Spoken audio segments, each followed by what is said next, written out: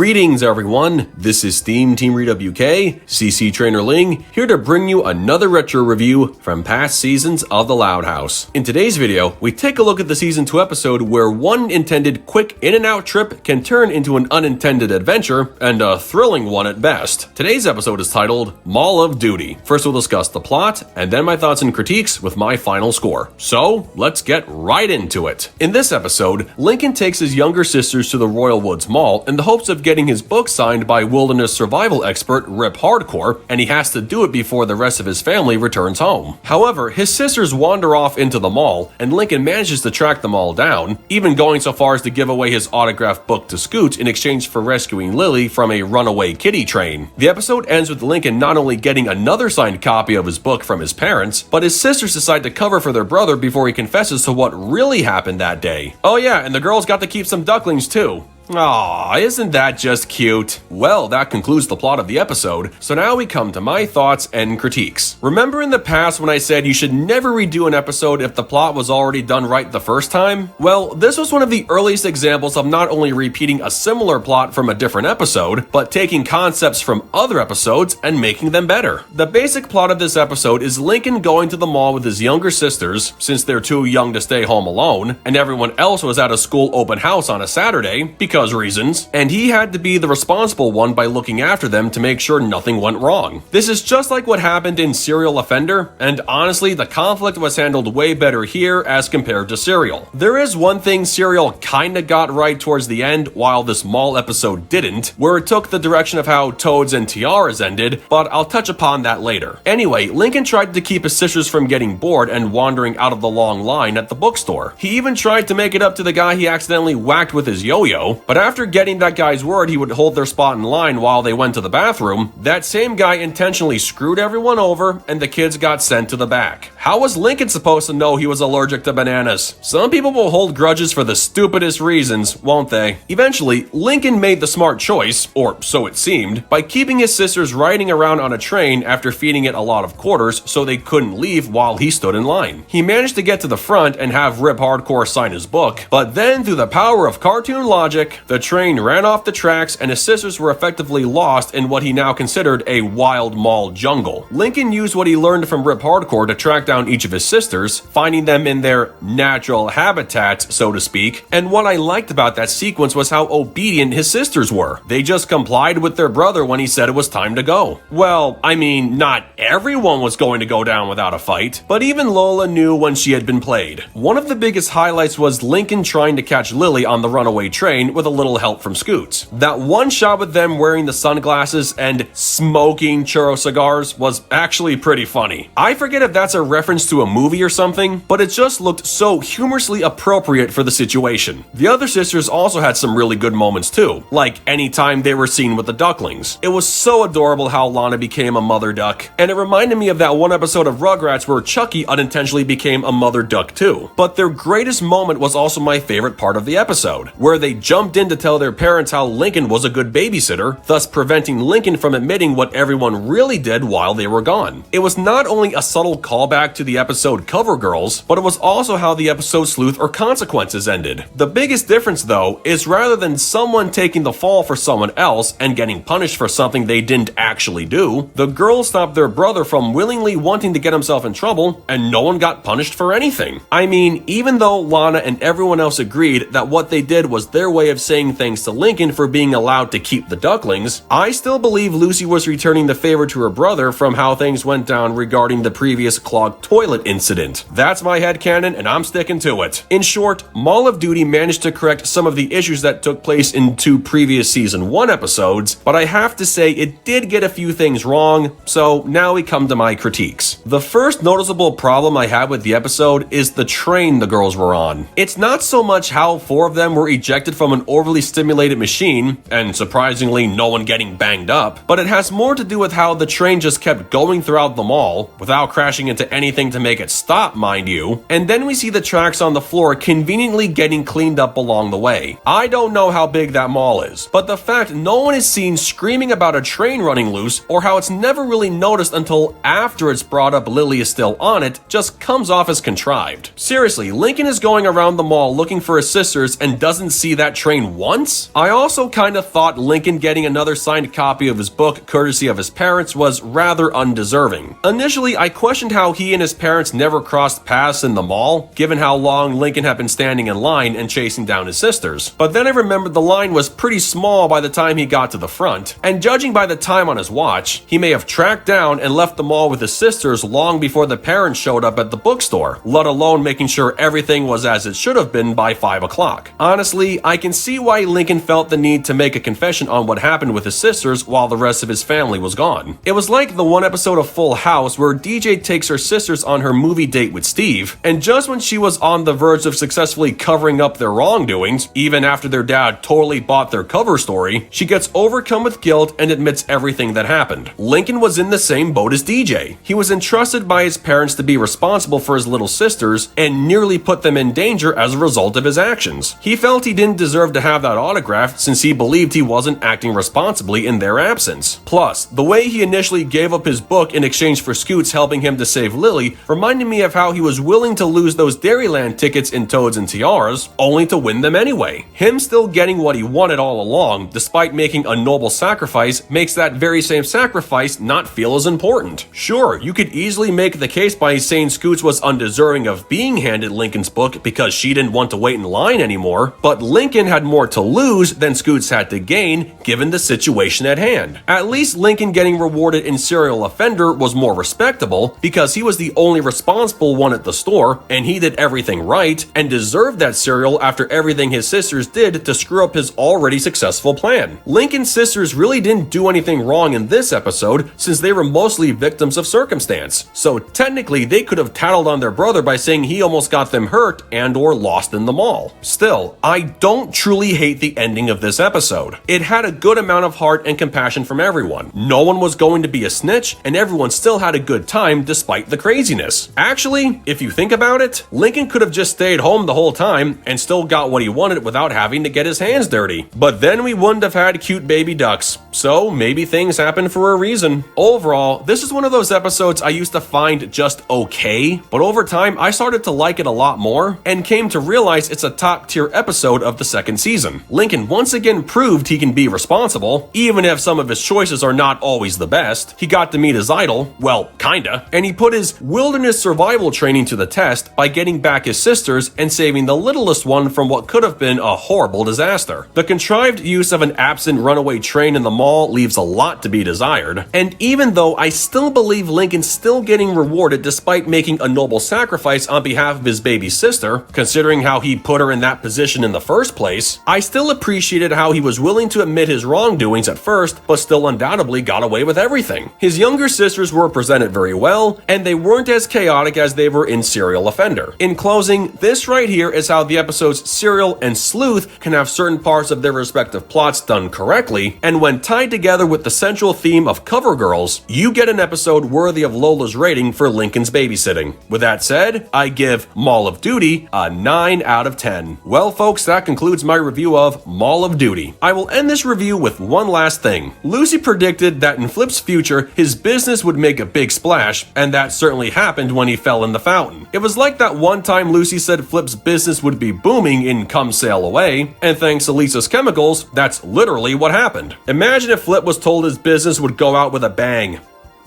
You know what? On second thought, never mind. Forget I even said that. So, anyway, as far as this episode goes, what did you guys think of it? Love it? Hate it? Something you would add? Change? Keep it as it is? Let me know in the comments below, and make sure to subscribe to this channel for the latest Loud House content. That's going to do it for me. I'll catch you guys for the next video, but until then, this is SteamTeamRedubUK, CC Trainor-Ling, signing off. Peace out, home slices.